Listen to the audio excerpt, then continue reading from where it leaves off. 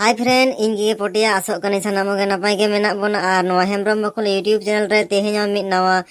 cartoon video का तापे को समार हे सेटर होई काना तो मनखान तेहेኛ कार्टून वीडियो को दो नवा स्टाइल नवा धारा कार्टून वीडियो काना आर नवा कार्टून वीडियो दो मेने नोंकान कार्टून वीडियो दो नवा हेम्ब्रम बाखोल यूट्यूब चैनल रे तेहेñ गे फर्स्ट अपलोड होयो काना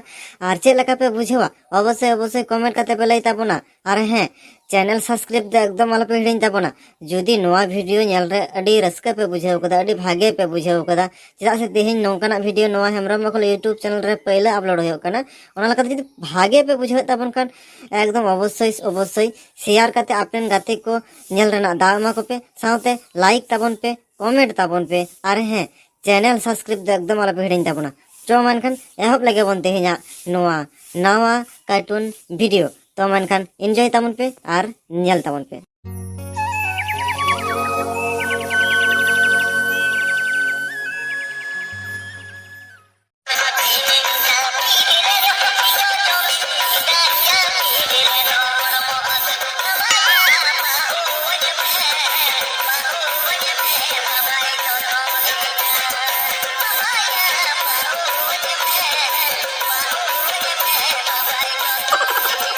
चलिए ए पटिया नोडो चिड़े में हमको रखा इन मला मेतान्या बेस बेस ते आम दो पढ़ा में मेनखान पढ़ा बगी कते आम दिया सिरेज में हमको रखा दो आरो ओना हो एकदम अरे डेंजरस सिरेज दिया बाबाया बहुवन में या नवा दोहरा लगा चला कन सिरेज कना या मासे आम गे लई में आमा बॉयज तम तिना या मोय नितो आम प्राइमरी रेम पढ़ा कना मेनखान नितो खना के जुदी नोंकाना सिरेजम सिरेजा आर हर को दो चित को मेतanya को मासे तीन गरम हरा जुवन गोटा कांते आम दलांग बहु आमा या ए बाबा चेद याम ललाई काना इन मा चेतान टोला रेन को हिली दा को लेयान काना नितो इन जिदिन बाबला को मोड़े गोटांग गान गिदरा को होय को तिया या आर आम नाम ललाई काना प्राइमरी रेन पढ़ा काना मासे चेदम लय आमा बहक को तो पलन खराब कान ताम चुप सलो फटिया एकदम थिर गोदो में तो गिन मेताम कना आम दे एनन खोलम लेका में एकदम आलम गोला हाना नवा सिरेज या उनको दो हिली तको दो आम दो उनको दो को लांदा कन मिया उनको दो को यार की मजाक कन मिया और ओना कथा की आम दो स्टिया सेम सब को रखा था हितो गना पाइते पढ़ाओ गोदो में मेताम कने और बांग खान दाल दाल दिया हरतला उतम बुझो अच्छा बाबा पढ़ाओ खाने पढ़ा मिटन कथा मासे लयान में इन दो तिसम बहुवन काना नोवाटा कथा जदी इन ठीक ठाक बाम लया ताले इन दो पढ़ा गे बान पढ़ा बुझाओ किदम अरे या ए पोटिया आमा दो नितो दो बापला उमेर दो अरिया तमा नितो दो आमा दो पढ़ा उमेर कान तमा और नुआ उमेर रे दो आम दो साली पढ़ाओ रेना गुइहर भावना में मेनखान बहु रेना दो बांग ताहले बाबा इन दो चेद कोड़ा दुñ बांग कानते आर ओना लकाते इन दो बापला कोना दो बाñ उइहर भावनाया से इन कुड़ी काना ओना लकाते इन दो बाñ बापला से बहु बाñ अगु जोंगा इन दो निहत gain बापला निहत gay बहुñ अगु Jonga बुझाव केदाम Baba are आम दो हाना नो चित कुचम उइहर दा बुझाव केदाम इन कोड़ा कनिñ मानिñ बापला गया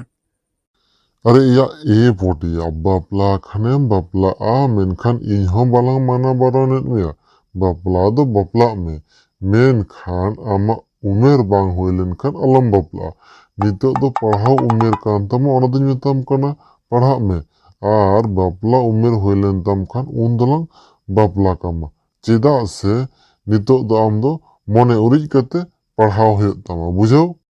बांगा बाबा इन दो आमा चेद कथा ह बाñ आंजमा इन दुñ बापला गेन आरिñ बापला गिया आर जुदी बाम बापला होचोवाña ताहले इन दो बिस जम कते हलई गoj उतरok गिया बुझाव किदम चेदा से बाबा आम दो बाम बाड़ाया नितो जुदी बाñ बापला खान तिसिñ बापलाया हाराम कते चेदा से मिटांग सेरेज मेना दा मेसा सुनुम मुजा मासे दा लागित गे आर हाराम कते बापला मासे हर लागित गे ओनाते बाबा इन दो ना हाराम कते दो बाñ बापला गिया बुझाव किदम चो गापा के बहु नेल लांग चला आर जे बहु नेल बाम चला इन 20 जम कते गुजुआ बुझाव अरे अरे ए पोटिया हपे हपे हपे कथा अंजम लम या बापला खान लांग बापला वामा मेन खान या चीन लेयामा आमा सादेर रे मिटन गिदियाम गिदरे अरे 20 जम कदम गुजुआ बांग बांग बांग नोआ दो इन दो तीसहो बाñ मनावता अच्छा ठीक है आम जहाम ललई कना इन हो ओनागिन मना बताव किदा गप्पा गे चलो ताहले आम बखरा बहु नेल लांग चला हेसे होय बाबा गापा के अलांग दो अडी उसरा इन लगित बहु ñel lang चला चेदा से एकदम अडी उसरा इन दो बापलावान में मैंने बहु अगुवान में आर जे बाम अगुवाना इन दो बेंगाड़ बीस जम कतिन गुजुआ आर बाखा झुनझुनी दर रे पसी कतिन गज उतरआ बुझाव किदाम इनातिन मेताम कान दो अडी उसरा एकदम बहु अगुवान में आर हैं इन्या बापला रे दो मेटांग बास भाड़ा होय तमा साउते इन संगे गाते कोड़ा को चला बरियतो बुझाव किदाम आर हैं आम हो बरियतो दो चला में चेदा से आम दो अडीम चिटिंग गे आमा जखन बपला होयना या तखन दो इन दो बरियतो चला लई गे बाम लिया दिना हे बाबा आम दो ओक्का लेकान होड़ कना मिया होय या पोटिया होय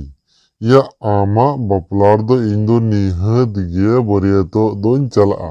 चेदा से इन बान चलाव लेनखान आमा बपला गे सगुन गे बांग सगुनवा चेदा से इन दो आम बाबा कने और इन्या बपला रे माने आमायो जखन अगुइया या तखन दो आम दो हने बाहरे दिसम रेम ताहा कना या आम दो बाहरे दिसम पढ़ायम दुकना बुझाव किदाम और ओना खातिर ना संगिन खुना हेते दिरित तमा और ओना तीन दम बाम दो बलंग लेकात मिया अच्छा बाबा ओना को दो तहा हो जनी आम जखन इन लगित बहु अगुम रेबेना कना मैंने गापा गे बहु ñel lang चला ओना खातिर इन दो अड्डी रस्कन बुझाव किदा ओना खातिर बाबा इन पहाटा कोन साई साई सरहाव आर हैं आमा बापला रे इन दो बरियतो चला बाम ले कादिया ओना खातिर हो आम दलांग इके केत मिया तबे हैं बाबा अड्डी उसरा इन्या बापला को दम सार सागुन का आर बांखान अड्डी जोरे लगे गदोआ तो मानखान रस्कते और आमा कथा आंजम कते इन मिदटांग कथा गे ललay सानाñ कान देया बाबा बाबाया बहुआन में